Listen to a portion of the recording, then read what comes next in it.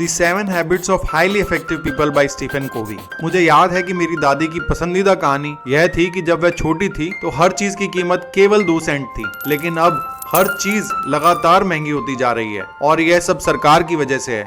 इन uneducated लोगों को नहीं पता कि कीमतों को कैसे नियंत्रित किया जाए, और जब मुझे यह कहानी सुनने का सौभाग्य मिला तो उनकी शिकायतें घंटों तक चलती रही। और यही रिएक्टिव लोग करते हैं, वे हमेशा उन चीजों पर ध्यान केंद्रित करते हैं जिन्हें वे कंट्रोल नहीं कर सकते। यह संभव नहीं है कि इन्फ्लेशन ना हो, और अगर ऐसा होता तो यह असंभव है कि लोग इसके बारे में ना जानते हों। दूसरी ओर प्रोएक्टिव लोगों ने महसूस किया, देखिए भले ही मेरी शिकायत पूरी तरह से ठीक हो, लेकिन इससे मुझे कोई मदद नहीं मिलती। कोई प्रोएक्टिव आदमी किसी बिजनेस का बॉस है जहां वह कोई प्रोडक्ट बेचता है, तो वह क्या कंट्रोल कर सकता है, इस बात पर ध्यान केंद्रित करने की बजाय वह सोचता है आजकल लोग अच्छे प्रोडक्ट्स को भी अप्रिशिएट नहीं करते और कैसे सरकार के पास भयानक नियम है। वह इस बात पर फोकस नहीं करता कि मैं अपने प्रोडक्ट्स को कैसे बेहतर बना सकता हूं जिससे कस्टमर्स मेरे प्रोडक्ट्स के बिना रह ही ना पाए।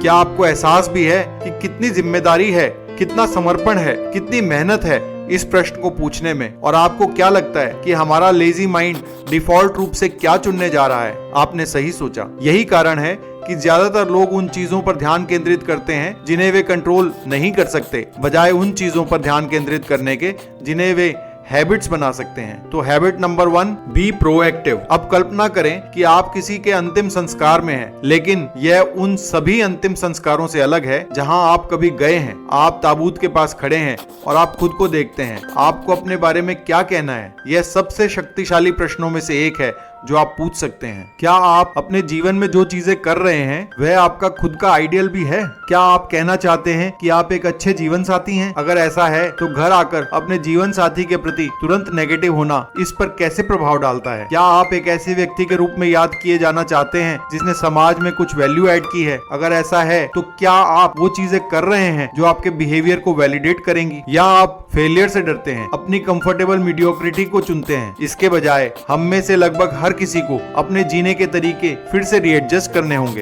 Habit number 2, begin with the and in mind. अगर मैं आपसे पूछूं आपके लिए सबसे इंपॉर्टेंट चीज क्या है, मुझे मिलने वाला सबसे आम जवाब या तो हेल्थ, रिश्ते, परिवार, जीवन साथी या बच्चे होंगे। आप कभी भी पेपर्स ऑर्गेनाइज करना या टीवी देखने के बारे में नहीं सोचेंगे, लेकिन हम में से कितने लोग हैं जो अपने मील मैनेजमेंट, जिम जाने या हैप्पी फैमिली रिलेशंस के बारे में सोचते और करते हैं? बल्कि होता उल्टा ही है। हम पेपर्स ऑर्गेनाइज करने में और टीवी देखने में सबसे ज्यादा समय बिताते हैं। हम जो कहते हैं और जो हम वास्तव में करते हैं उसमें बहुत बड़ा डिस्कनेक्ट है। Habit number 3, put first things first. अब कल्पना करें कि आप एक लेखक हैं और मैं भी एक लेखक हूँ, और हम दोनों ही रोचक पुस्तकें लिखते हैं और हम दोनों की पहुंच लगभग 1 लाख लोगों तक है। मैंने आपकी पुस्तक पढ़ी और मुझे पसंद आई, इसलिए मैंने इसे अपने दर्शकों के साथ शेयर किया, और रिजल्ट ये हुआ कि अब आपके पास हजारों लोग हैं जो आपकी पुस्तक खरीद रहे हैं और आपके विचारों को पढ़ रहे हैं। आप इसे देखते हैं, सोचते हैं कि ये कौन आदमी है, मुझे उसकी पुस्तक पर एक नजर डालने दें। आप मेरी पुस्तक पढ़ना शुरू करते हैं और सोचते हैं कि मेरे पास ऐसे विचार हैं जो मूल्यवान हैं, इसलिए आप इसे अपने दर्शकों के साथ शेयर करने का निर्णय लेते हैं, और रिजल्ट, अब मेरे पास हजारों लोग हैं जो मेरी बुक खरीद रहे हैं और मेरे विचारों को पढ़ रहे हैं। अब दूसरा नेगेटिव तरीका देखें जो थोड़ा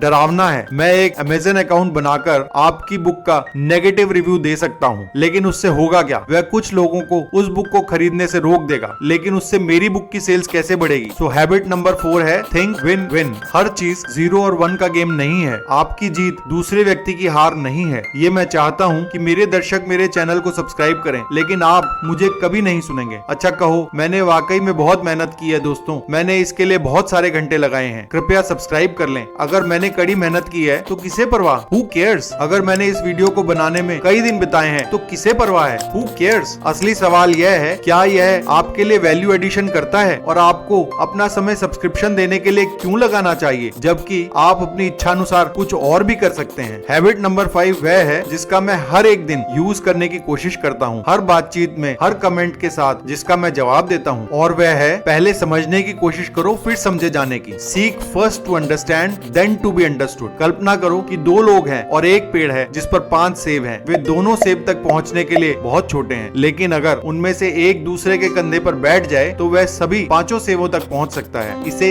सिनर्जी कहते हैं। आपके द्वारा बनाए गए प्रत्येक सिनर्जेटिक अपॉर्चुनिटी के साथ आप अकेले की तुलना में बहुत अधिक सेब एकत्र कर सकते हैं। मैं यह भी मानता हूँ कि सबके साथ यह करना संभव नहीं है, लेकिन जहां तक हो सके इसका प्रयास जरूर करना चाहिए। हैबिट नंबर 6 है सिनर्जाइज। एक आदमी घंटों से एक पेड़ काटने की कोशिश कर रहा है और थोड़ी देर बाद उसका पड़ोसी इसे और सहन नहीं कर पाता। उसके पास जाता है और कहता है, तुम्हें पता है अगर तुम अपनी आरी तेज करोगे तो तुम इसे तेजी से काट सकोगे। आदमी जवाब देता है, लेकिन आरी को तेज करने में अब समय लगेगा। हम इस कहानी पर हंस सकते हैं, लेकिन हम हमेशा यही करते हैं। हम जिम जाने के लिए वीक में 4 बार दिन में 30 मिनट नहीं निकाल पाते। हमारी हेल्थ इस हद तक बिगड़ जाती है, हम शारीरिक रूप से खड़े होने में भी असमर्थ हो जाते हैं। लेकिन नहीं, हमें टाइम लगेगा। हम दिन में 15 मिनट किताब नहीं पढ़ सकते अपनी मोटिवेशन के लिए। क्यों? क्योंकि हमें टाइम लगेगा। अब मजे की बात सुने, फिर हमें इफेक्टिव होने के तरीके के बारे में टिप्स एंड ट्रिक्स चाहिए, है ना मजे की बात। ये आपके इंजीनियर से ऐसा कहने जैसा है, घर की नींव की चिंता मत करो, हमें जादुई ईंटें कहाँ से मिलेंगी जो हवा में तैरेंगी वो बताओ। Habit number 7, sharpen the saw. और ये है स्टीफन कोवी द्वारा लिखित अत्यधिक प्रभावी लोगों की 7 आदतें।